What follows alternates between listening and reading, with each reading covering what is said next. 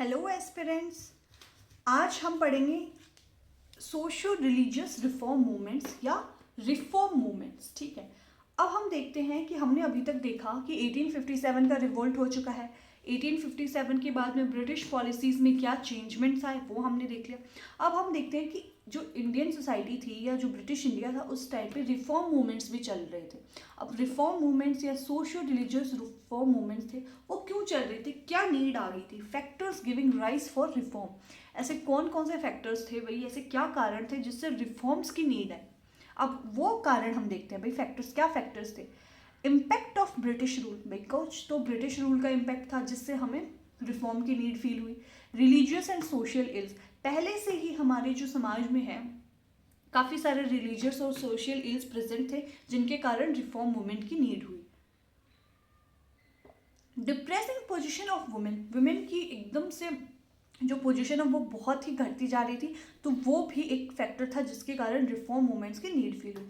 Cast problems थी बहुत ज़्यादा। Opposition to western culture, western culture जो ब्रिटिश रूल था उसके आने के कारण जो हमारी सोसाइटी थी उसमें वेस्टर्नाइजेशन मॉडर्नाइजेशन बहुत ज़्यादा बढ़ रहा था। जो ऑर्थोडॉक्स सोसाइटी थी हमारे उसको ये चीज़ पसंद नहीं आ रही थी। New awareness among enlightened Indians, जो पढ़े लिखे एजुकेटेड लोग हो रहे थे, जो पढ़ लिख जा रहे थे, जिनको थोड़ा नॉलेज हो रहा था, तो उन लोगों को पता चल रहा था कि क्या सही है क्या गलत है, तो लोगों के बीच में अवेयरनेस बढ़ गई। इसलिए जो लोग हैं वो रिफॉर्म मूवमेंट्स की तरफ गए। अब रिफॉर्म मूवमेंट्स में भी टाइप्स हैं भाई, क्या कौन कौन से टाइप्स हैं रिफॉर्म मूवमेंट्स में।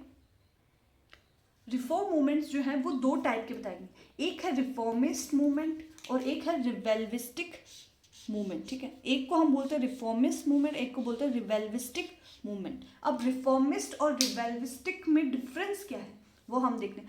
रिफॉर्मिस्ट में है कि involve educated upper middle class individual. अब इसमें इन्वॉल्व तो एजुकेटेड पीपल ही हैं, ठीक है, लेकिन कुछ डिफरेंस है इसमें। ये लोग क्या करते हैं, reformist adopted a top down legislative strategy to argue the British should introduce legislation reform to bring about positive social change.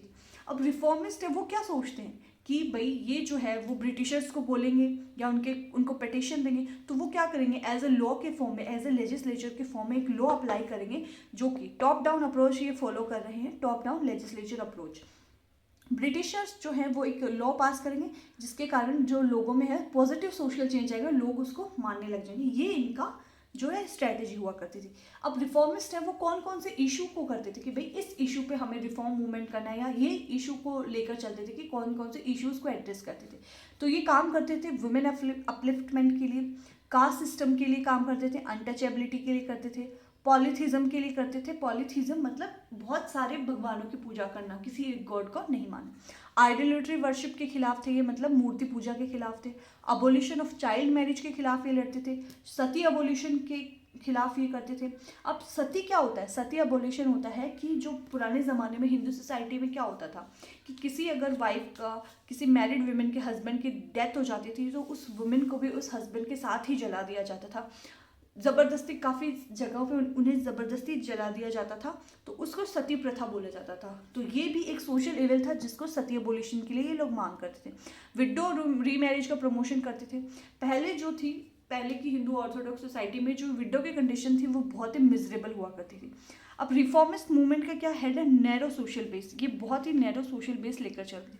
For example भाई कौन कौन से जो सोसाइटी है, कौन कौन से जो समाज वगैरह है उसकी रिफॉर्मिस्ट मूवमेंट को अडॉप्ट कर रहे थे। फॉर एग्जांपल ब्रह्मो समाज जो है रिफॉर्मिस्ट मूवमेंट लेड कर रहा था, प्रार्थना समाज। ठीक है, नेक्स्ट हम देखते हैं रिवेल्विस्ट। ये कौन होते थे, ये होते थे were educated in the Indian school of thoughts. अब जो रिफॉर्मिस्ट है वो वेस्टर्न स्कूल ऑफ थॉट के सोच विचारधारा वाले थे, जो ब्रिटिश वेस्टर्न एजुकेशन को मानते थे। लेकिन रिवेल्विस्टिक कौन थे, जो इंडियन स्कूल ऑफ थॉट्स को मानते थे, इंडियन स्कूल में पढ़े लिखे थे, या इंडिया की जो रिलीजियस कल्चर है उसको थोड़ा फॉलो करते थे।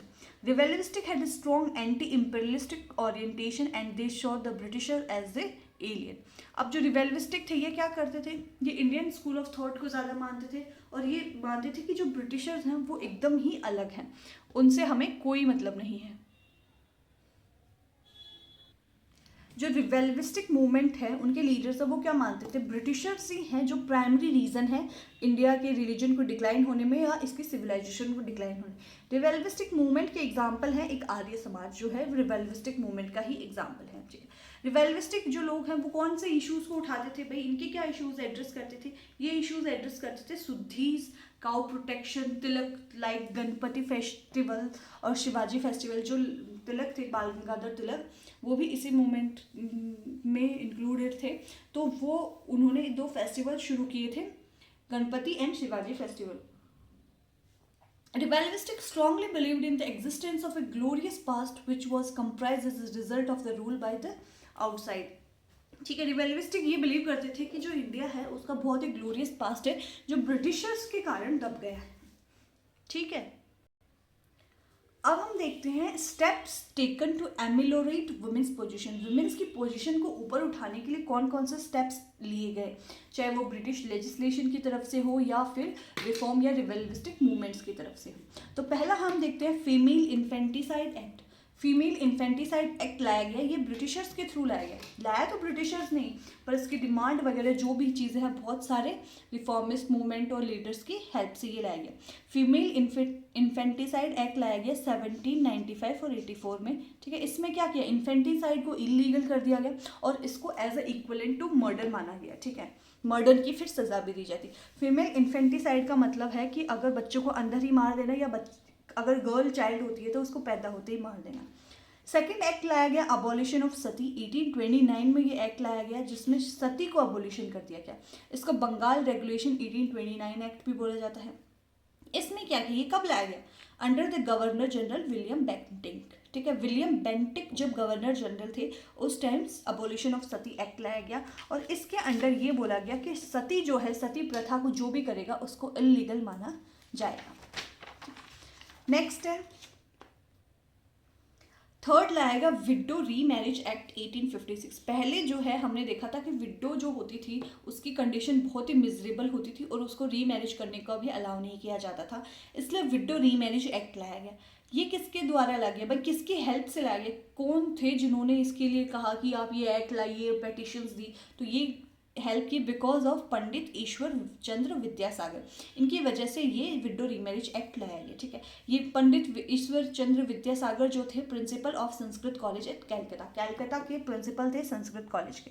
अब हम देखते हैं इसके बाद में बहुत सारे विडो रीमैरिज के लिए काम हुए, जैसे विडो रीमैरिज एसोसिएशन बनी 1850 में, ये विडो रीमैरिज एसोसिएशन बनी, इसके फाउंडर थे विष्णु शास्त्री पंडित। ठीक है, इसके बाद में हम देखते हैं कि एक चीज़ स्टार्ट हुई, कृष्णदास मूलजी। कृष्णदास मूलजी जो पर्सन है, इन्होंने क्या स्टार्ट किया, ही स्टार्टेड सत्य प्रकाश। ठीक है, ऐसी बुक्स या जर्नल्स या न्यूज़पेपर में कुछ आर्टिकल्स वगैरह ही स्टार्ट करते थे जो कि गुजरात 1852 में की।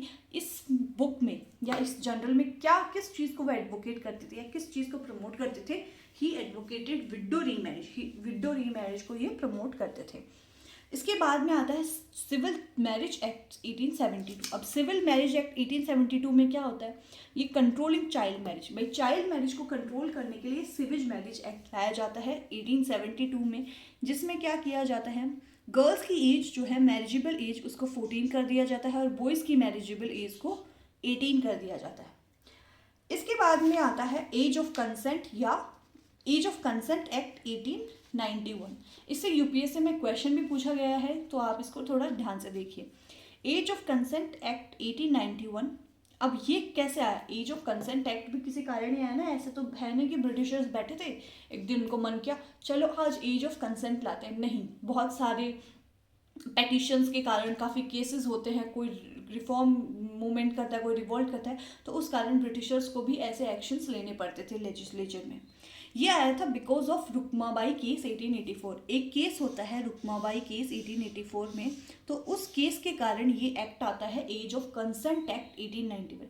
अब ये केस क्या है, इसमें हम देखते हैं कि जो रुक्माबाई केस है, अब ये रुक्माबाई जो है ये क्यों कौन है, ये India's first women physician to practise medicine.